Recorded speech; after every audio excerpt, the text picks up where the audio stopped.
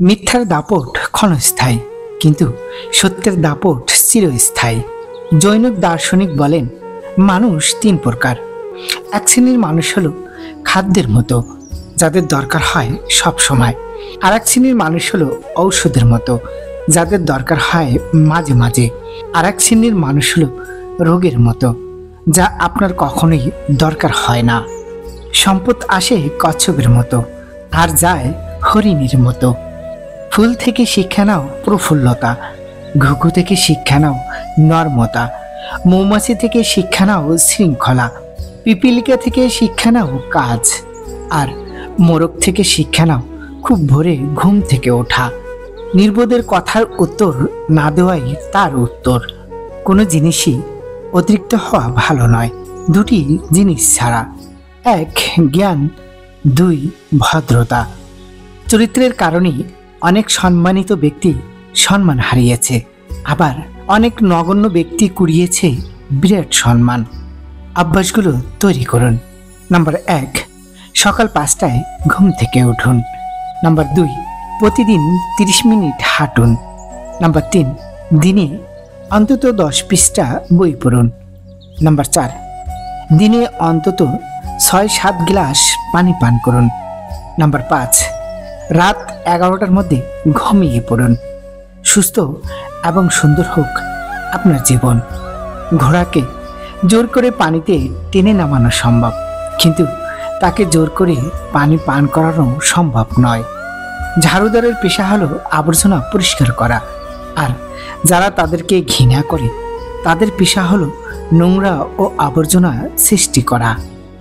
ব্যর্থ মানুষরা দুই প্রকার। এক প্রকার হলো যারা কাজের চিন্তা করেছে কিন্তু কাজ করেনি। আরেক প্রকার হলো যারা কাজ করেছে কিন্তু চিন্তা করে তা করেনি। জ্ঞানীরা বলেন, এই 7টি কথা কাউকে বলবেন না। নাম্বার 1, আপনি যখন জিতবেন তখন আপনার মুখ বন্ধ রাখুন।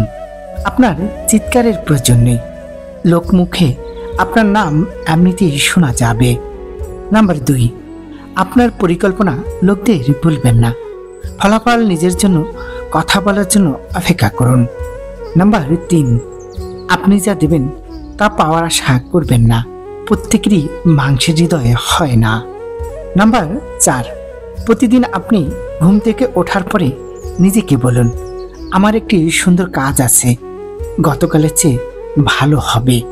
নাম্বার 5, আপনার যা আছে তার জন্য কৃতজ্ঞতা না হওয়া পর্যন্ত আপনি যা চান তা আপনি কখনোই পাবেন না। নাম্বার 6, কখনো কখনো আপনি যা ধরে রাখার চেষ্টা করছেন ঠিক তা আপনার ছেড়ে দেওয়া উচিত। নাম্বার 7, আপনি যখন আপনার জন্য সবচেয়ে ভালো কাজটি শুরু করতে যাচ্ছেন তখন আপনি অনেক লোকের বিরক্তির কারণ হতে চলেছেন। যে ব্যক্তি দ্বিমুখী নীতি নিয়ে জীবনযাপন করে সে ব্যক্তি যখন মারা যায় তার কোনো নীতিই থাকে না। রাগ অবস্থায় যদি কথা বলো তবে এমন কথা বলে ফেলতে পারো যার জন্য তুমি সারা জীবন লজ্জিত থাকবে। সচ্চরিত্র মানুষের অনেক খারাপ দিককে ঢেকে দেয়, যেমন অসৎ চরিত্র অনেক ভালো দিককে ঢেকে দেয়।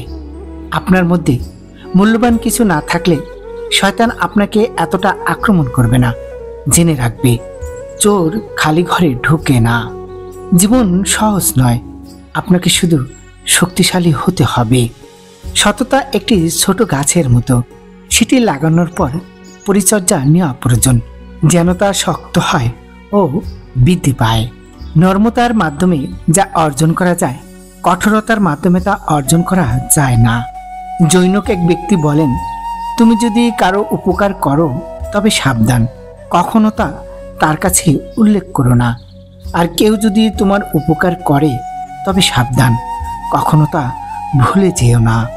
তিনি আরও বলেন, যা কিছু শোনো সেগুলো থেকে সবচেয়ে ভালো কথাগুলো লিখে রাখো, আর যা কিছু লেখো সেগুলো থেকে সবচেয়ে ভালো কথাগুলো সংরক্ষণ করো, আর যা কিছু শোনো সেগুলো থেকে সবচেয়ে ভালো কথাগুলো মানুষকে বলো।